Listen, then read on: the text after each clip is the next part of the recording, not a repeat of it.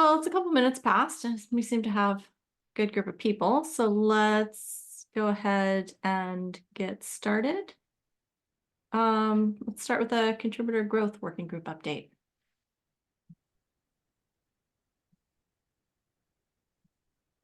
Noah, you want to take contributor growth? Sorry, yes, I'm currently typing in that. I just pulled a blank about the last meetings. I know it was good and was busy, but I can't I can't recall right now. I missed the last meeting, but I'm making a note that the non-code group is the initiative is progressing nicely, and we'll be reaching out to the Kubernetes SIGs to get everybody involved finally in the next 2 to 4 weeks, give or take. That's all I got. I'll have to pass on the growth there. I'll have to go check on and let. I just glanced at the notes. It seemed like a light meeting, I think, in the last meeting. One thing that we do want to discuss with Josh when he's back is the workshops that he did before around contributor growth at KubeCon. Because I accidentally joined the peer mentoring group at KubeCon, and I was surprised about the low-level questions that people still have on a Friday after spending the whole week at KubeCon. So I think there's lots of room to have pre-discussion with people about growth. Well, cool. Josh apparently done a lot of that, so I'll discuss with him when I'm back. Okay, cool.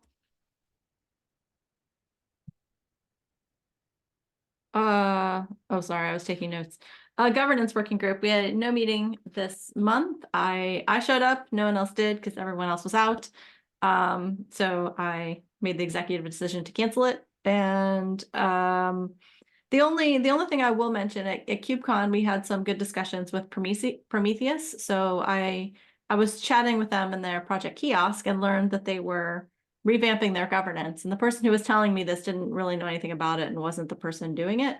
So I kind of panicked. I was like, look, we need to talk to the people who are rewriting some of the Prometheus governance. But Josh and I talked to them and they seem to be doing all of the right things. So so that was looking pretty good. But they are looking at moving to more of a steering committee model, which they hadn't had before. And the project is getting large enough and complex enough that probably makes sense for them now. So that's the only update I have on governance working group. And Dave, you joined just in time for the maintainer circle update. Oh, good. I thought we started 5 minutes ago. Sorry, am I off on the time? We did start 5 minutes ago. I'm sorry, I moved the updates around in the agenda because I didn't think it was fair that mentoring always got to go first. Okay. So now I'm surprising Dave. We'll skip it and come back to it. How's that? We'll give you. No. I can talk. Okay. I just yeah. So maintainer circle. So yeah, I'm talking to GP about doing one on the tooling. Just kind of it's a little asynchronously going in Slack here. So but we'd hopefully probably do that one in May. And just trying to get. So I think like I'd also, if anyone's got more recommendations on, I was thinking we might do one on like to make that a two-parter. Hold on, I'm just reminding myself of what I said. Maybe doing one that's like actually us talking about like how to find all the resources and stuff that we have in contribute.cncf.io, and then have if you do like an overview of the actual like tooling that is available. But I'm open to suggestions on that.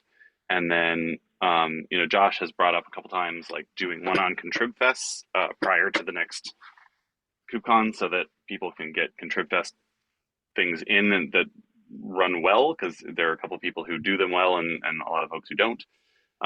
So if people have recommendations on who to talk to that has done good ContribFests, I will reach out to them.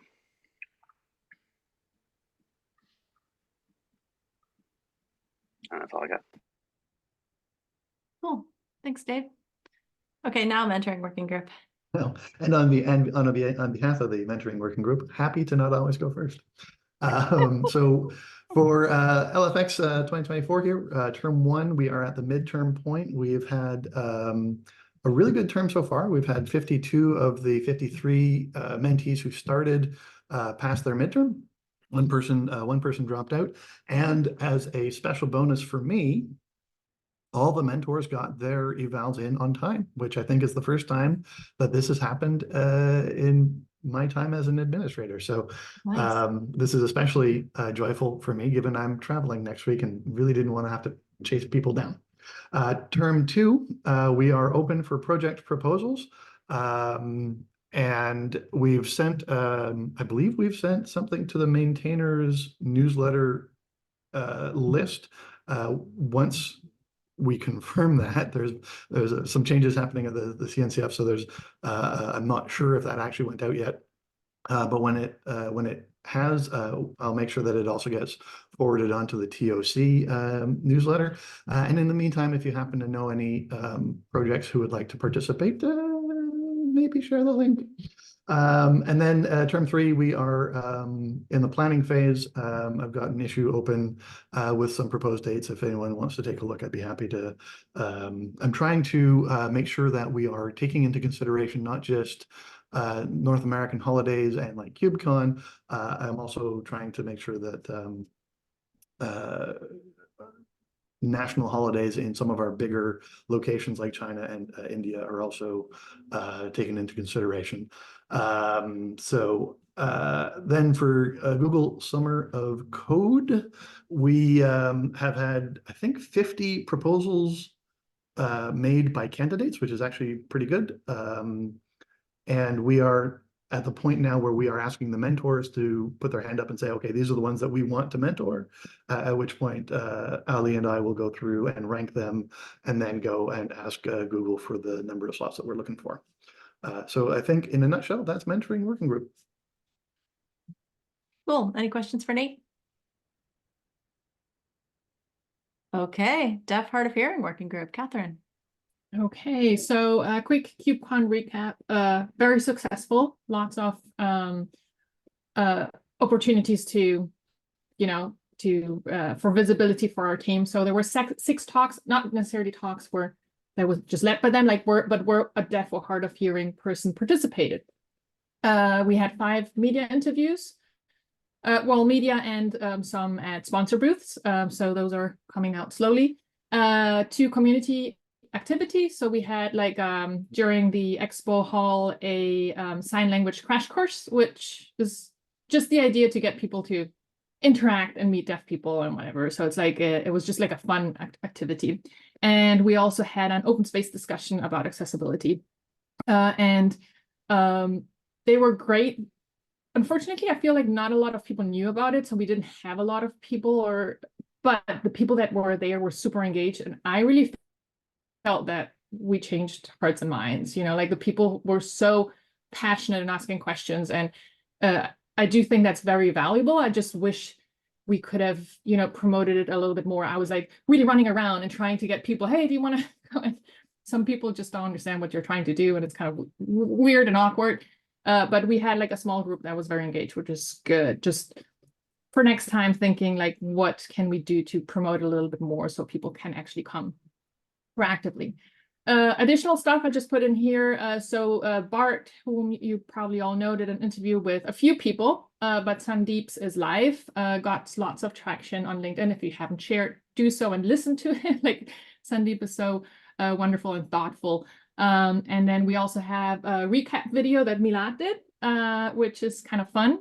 And yeah, I'm trying to track everything in a PR tracker where we put all the different things, and we want to just be sure that we promote that. Have different people do social media posts, and then ask the CNCF to share as well. KubeCon was very, very distracting, right? Getting all ready for with the talks, trying to get media interviews scheduled and so on. So the Deaf and Cloud Native meetup group was on pause, which is relatively new. So our next meetup is scheduled for April 25th. Again, what is really cool about that, it's the only CNCF community group that is actually live streamed on the CNCF LinkedIn channel, and the reason is just visibility, right? It's like seeing it as well as a DEIA initiative of the CNCF. And one thing, there was a desire by the team to create a sign language glossary, just because like there are a lot of terms where there are no signs, and it's very, as you can imagine, if you have to spell out each term, it slows down, it's very tiring. So they want to come up with or see like if there are already established signs, or come up with signs, and not only for our team, but also for interpreters, right? Because they need to be able to use them really quickly too. So we already have a glossary, which is really cool, right? Nate knows about that.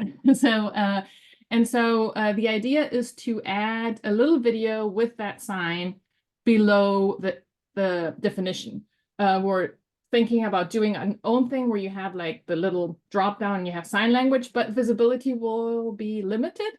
And I thought that's another opportunity. As you know, I'm in marketing, so I'm always thinking about awareness and visibility. So a nice thing, whoever uses it and is looking for a definition will see at the bottom like a little video with a sign, like how to sign that specific term. So it will be another opportunity to really kind of send that message, hey, deaf and hard of hearing people are part of our community.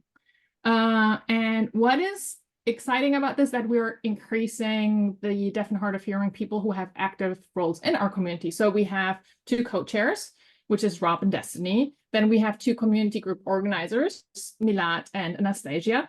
And then we have 3 glossary team leads. So Jay and Andrew are new, and Destiny really wanted to participate as well. And we also need 3 anyways.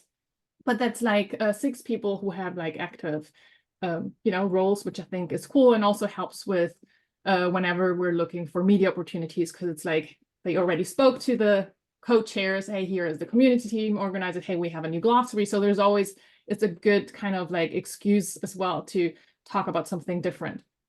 So yeah, I'm very happy with the progress. Lots of work ahead, and that's it so far from our working group.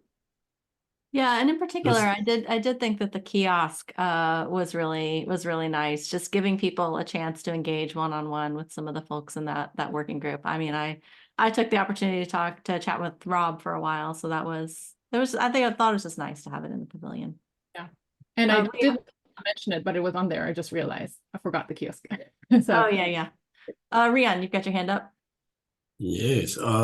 Just a question about glossary. Do you understand correct? We're going to use the actual cloud native glossary that's existing, and just 4 different terms have videos and signs attached to that. So it's not going to be somewhere else. It's going to be No, in the, because we Yeah, have you- something you- already. Yeah, you don't Sorry, want go it to be somewhere else. So that's really good, because you want it to be part of the mainstream information. So I like that. Yeah, I was actually talking to Rob's translator, interpreter at the event, and she explained to me all the difficulties that they have standardizing. So this is actually great work. Yeah, and like who better to come up with, with terms than the deaf and hard of hearing working group for cloud native, right? From the CNCF, right? So there is like some authority there as well. Sorry, Nate. Go ahead, Nate. so yeah, so from my understanding, it is going to be on the English localization with the video at the bottom of it there. I wanted to ask, because the glossary isn't really having sort of a monthly maintainers meeting so much anymore. We were doing everything sort of async right now. Are you getting what you need from the glossary maintainers? Is there anything we can do to help you move this forward, or are you happy with the way things are going, or is there something more you'd like us to do? I think so. I think Sayoko is great, and Yeah, he's very he's, I don't know where he works so many hours on this. So it's like he is great, and the only issue is he's in Korea, so like it's really like you have to look for the feedback. So in threats, sometimes it's difficult. But he is the person who has historically taken care of language teams. And what I like about this is like we just treat the sign language group as just a different, so it fits into all our projects. It's like we're not doing an extra thing. We just treat them as yet another language team as part of the glossary, which I think is pretty cool. But Yeah, I think and so. So I mean, we're early. It's just the issue that was created. Yeah, So and I think we can probably also get we may be able to get some CNCF design help through Chris Abram, his team, to help get so we can help support from the CNCF side as well. So excited about this this initiative. I think it's a really cool idea. yeah, me too. But yeah, I just wanted to make sure that you're feeling supported and getting what you need from the team. I know where to find you, Nate. Awesome. Any more questions on the deaf and hard of hearing working group? Website infra. LFX Zoom. Yes, I don't know how many of you bumped into it this week, but Zoom is dying all over the show because of downgrades of accounts and things not being healthy. So there is a possibility that we could switch over to LFX Zoom. We're not broken yet, so we can either wait. I know Josh pushed back really hard about that. So I'm happy if we don't do it now, and I'm happy if we want to do it now. So we don't have to make, and as Amy says, most of the Zoom things have been resolved for now.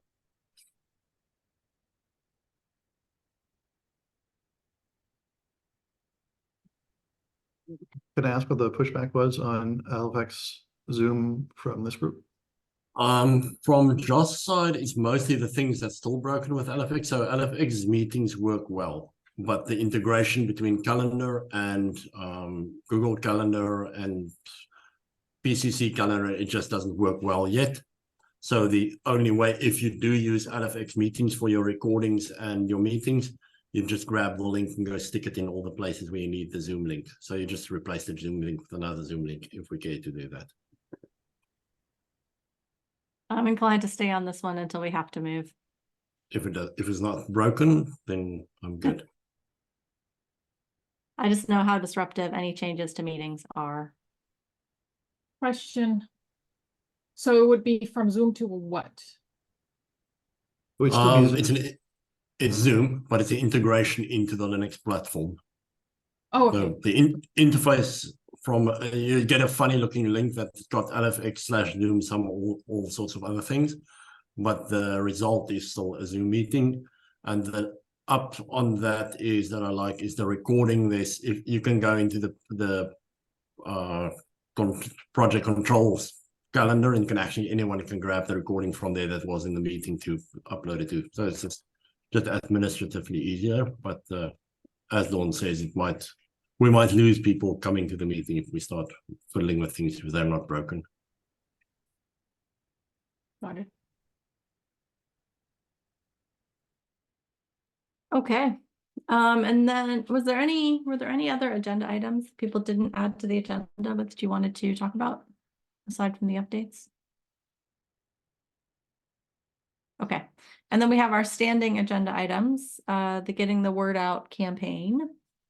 So are there things that we need to, so it's kind of the last two kind of go together, the weekly tweet/social and getting the word out. Is there anything that we in particular need to promote? Are there any articles that we need to get in the monthly maintainer newsletter? Nate, yeah. When I confirm that I have the maintainers newsletter sent out, I wouldn't mind also having a tweet boost. I'm going to try and get the CNCF socials folks to tweet something, but if we're also able to boost that signal, I think that we've got a lot of maintainers on this interested in what we're talking about. So I think that might be a good thing to boost. Okay. Yeah, that would be great. So if you drive getting the boosts through the CNCF channels, if you post it in the Slack channel, I think we can retweet, boost, whatever from our personal accounts too. I'm not sure who has access to the tag contributor strategy one, but we should boost it from there as well.